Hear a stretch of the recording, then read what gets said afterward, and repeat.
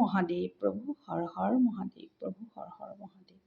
আজি মোৰ জীৱনৰ আটাইতকৈ আশ্চৰ্যজনক ঘটনা এটা হৈছে, মই এই প্ৰভুৰ ওচৰত সেৱা কৰিবলৈ লৈছিলোঁ। বেলপাত ছিঙি আনিছিলোঁ। প্ৰথমটো বেলপাত এয়া চাওকচোন, প্ৰথমটো বেলপাত যেতিয়া মই প্ৰভুৰ নামত আগবঢ়াই দিবলৈ ওলাইছিলোঁ, তেতিয়া চাৰিপতীয়া প্ৰথম বেলপাতটো পালোঁ। তাৰপাছতে দ্বিতীয়টো বেলপাতো মই চাৰিপতীয়া বেলপাতেই পালোঁ। দেখিছেনে?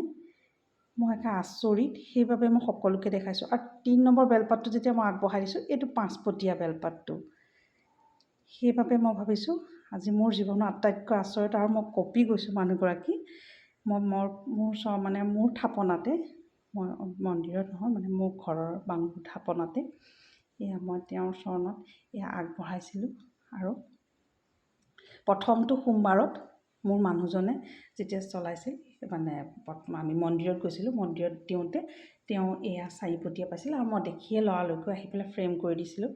আজি মই এয়া একেলগে 3 ভাই পাইছোঁ, এবাৰ চাৰিপতীয়া আৰু এইটো 5পতীয়া।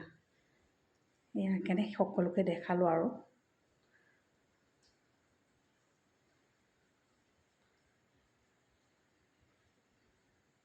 জয় বজৰংবলী প্ৰভু, হৰ হৰ হৰ মহাদেৱ প্ৰভু, হৰ হৰ হৰ মহাদেৱ প্ৰভু, হৰ হৰ হৰ হৰ মহাদেৱ প্ৰভু, হৰি ওম হৰি ওম হৰি ওম হৰি ওম।